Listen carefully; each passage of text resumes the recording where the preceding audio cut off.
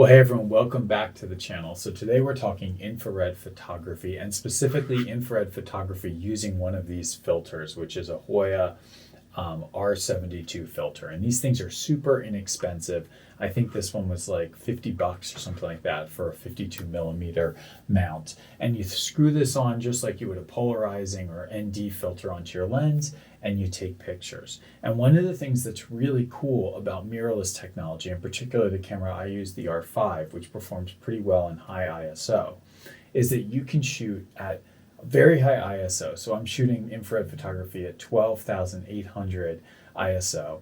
And you can use the amazing image stabilization that comes with a lot of the mirrorless cameras with in-body stabilization, IBIS, combined with lens stabilization to take longer exposures handheld.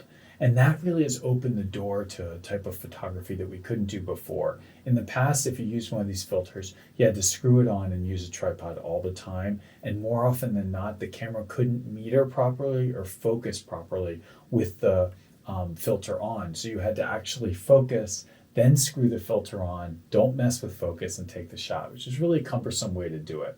But the way things have evolved now with these mirrorless cameras is I'm able to use the RF35 1.8 with one of these filters attached on the Canon R5, and I'm able to shoot as if it were a converted camera. And that may not seem like such an exciting thing for you if you haven't tried it yet, but it's a pretty amazing step up that we can do with mirrorless technology. And so I'm taking these photos in the field without a tripod, using autofocus in the camera with a filter on, which is really extraordinary. So today I wanted to walk through one of these images and how I edit it. I've been preferring black and white versions, so I'm going to walk through that first, and then I'm also going to show you how you might do a color switch and edit this in a more colorful way. So we'll hop into it right now. I'm going to record my screen and walk through my process. All right, so this is the image that I wanted to edit today. So what you're looking at right here is the image straight out of my camera. No edits have been applied. In fact, we're just looking at it in preview here. But I like this shot. I took this at World's End, which is a property run by the trustees in Massachusetts, and it's south of Boston. It's a lovely spot. But this was actually taken when it was about 100 degrees outside, which is pretty insane. But it's been, I think, 3 weeks straight of 90 degrees Fahrenheit temperatures or hotter in the Northeast. So it's been an extraordinarily challenging time to take pictures. But this is actually a good example of why I like infrared photography, because when it's really hot outside and it's really sunny, it's actually the best time to take infrared photos. So anyway, this is the image. It's pretty noisy. So the first thing I do with these is I edit them in DxO Pure Raw, and I use the deep prime capability here. And this, you can open it from the Finder, which is kind of a neat feature, by right-clicking once you have it installed. And it's going to open up DxO Pure Raw, and it's going to immediately process it.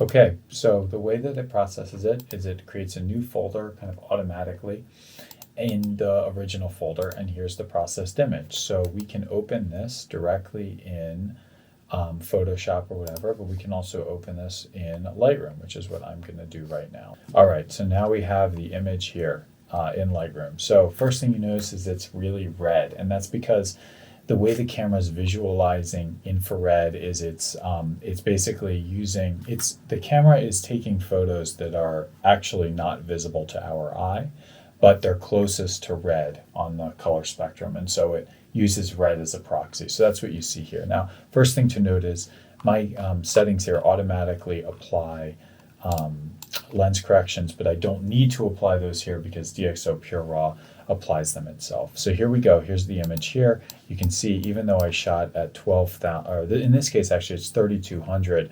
ISO, it's a very clean image because DxO does a really extraordinary job. So the way I actually edit these photos is super quick and easy for black and white. So this is the image here, and I go straight to one of Adobe's filters here. So they have all these filters on the side, and if you scroll down on the bottom, you will find black and whites.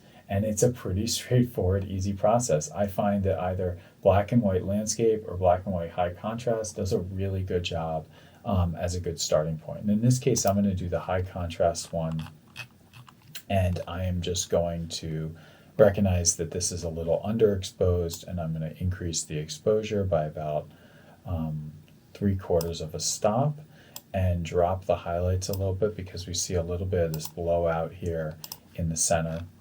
And this is more just like a rough edit that you're seeing here, but just to kind of give you an idea for how these photos can look when they're edited from infrared to black and white. And so I love this type of image. I mean, it really, to me, takes a very little editing, and it just pops. And that's the thing I really like about infrared black and whites, is they just have this kind of relatable feeling to them, in the sense that they do feel like a scene that we might see with our own eyes converted in black and white, but there's something special about them. Their contrast is much higher. You can see, there's an ephemeral kind of glowing quality to it that I really like. Now, one of the things that's a problem with these filters is vignetting, and I've seen that a lot with the photos I'm getting out of it. So it's not really what I would use for a professional grade image, because you do end up with this pretty harsh vignetting depending on where you're shooting and what direction the sun is. And this may be filter-driven vignetting, I think. Probably would be helped by getting a larger filter and using a step-up ring in order to connect it to the camera, but I didn't do that. So I do correct that vignetting a little bit. I put in a radial mask here, and then I invert it so that it's only highlighting the vignetting piece, and then I just boost up the shadows a little bit and sometimes raise the exposure a tad. And that makes it a little more, and I increase the feather to 100% just to give it a more gradual vignette. So to me, that actually does a pretty darn good job. You can see going from where it was before to where it is afterwards. We could add a sharpening mask to this and hold down Option in order to make sure that we're only sharpening the trees. So that would be an option here. That's a pretty heavy one, and maybe boost up the radius a tiny bit here just to get that shot. But that is to me a very lovely finished product. If you want to go higher contrast, I do think this is a nice easy way to do it, using the options underneath the curve function here. But there you have it. I mean, that is I'm going to drop the blacks a little bit, but that's a pretty good shot.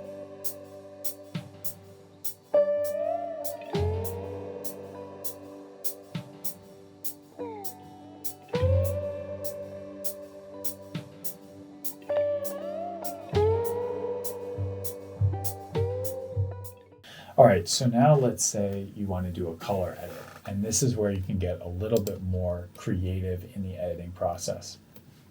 So I'm going to go back to import, and that's where we are. So to do a color edit, the first thing you have to do is set the white balance, and obviously we're very red here. Oh, I'm also going to just remove these profile corrections again. All right, so I'm not going to go through this in this, but I will link to Rob Shea's video where he talks through how to create a infrared temperature profile.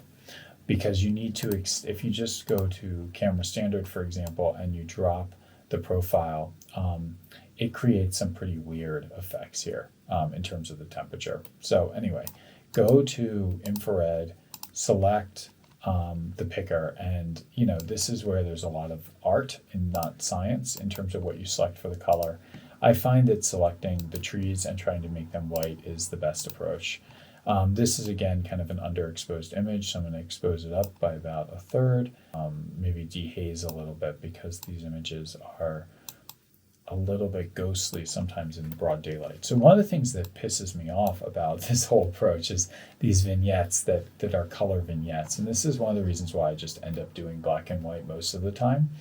But there are ways to address this color vignetting, and one of the ways you can do it is sort of an inverted color vignette mask in Photoshop, which I won't go through in too much detail here, but it is a way to work around it. But I have not figured out the culprit here, besides to assume it has something to do with the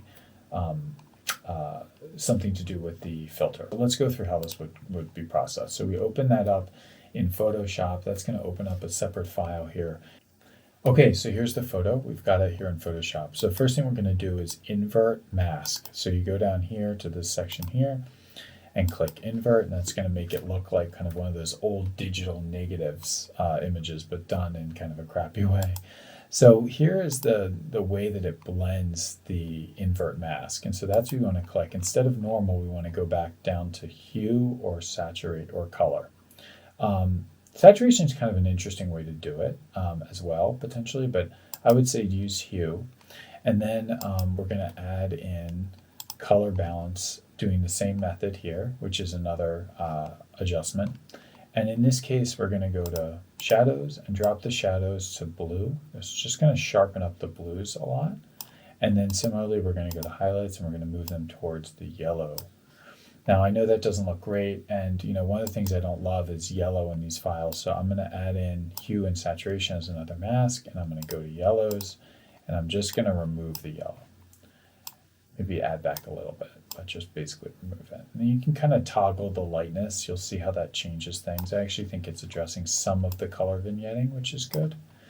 And then for blues, we can also mess with the color. You can see it kind of, when you do lightness down, it's sort of desaturating it. And then lightness positive is sort of overblowing those highlight or those colors. So I'm going to increase the blues just a little bit, and then I'm going to leave it kind of right around center here. So that's an example of what the image might look like. In this case, we are fairly vignetted again with this annoying vignette. So you almost want to just kind of crop out the image that isn't vignetted. And that's kind of a pain, but it is sort of necessary, I think, to address some of the vignetting problems that come across here. So then we might flatten this image just to apply some auto contrast, or some, if you want to do adjustments here in curves or contrast. I actually find the auto contrast does a pretty good job. And so there you go. And now to save it, we're just going to do Command S, and that's going to save that file. And it's going to output it into Classic, Adobe Lightroom Classic, and we can see here what that file would look like. And we might do a little bit more with the vignetting here just to try to address that. So we might do manual here and do actually introducing a little bit of vignette to just kind of address some of the coloring. But to my eyes, that's a pretty cool image, and you can see it looks really interesting with the white leaves and the blue sky, but it's still accessible, and I like that.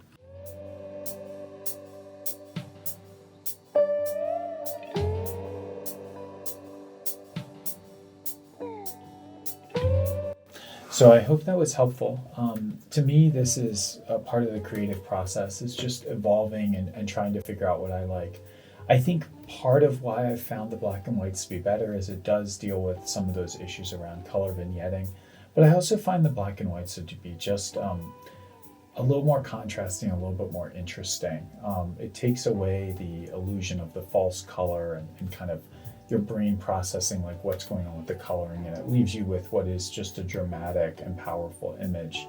So my preference is for the black and white edits. But anyway, I hope this is helpful for you. Maybe I'll do more of these videos in the future if it's interesting. But I hope you're doing well, and take care, and don't forget to get outside.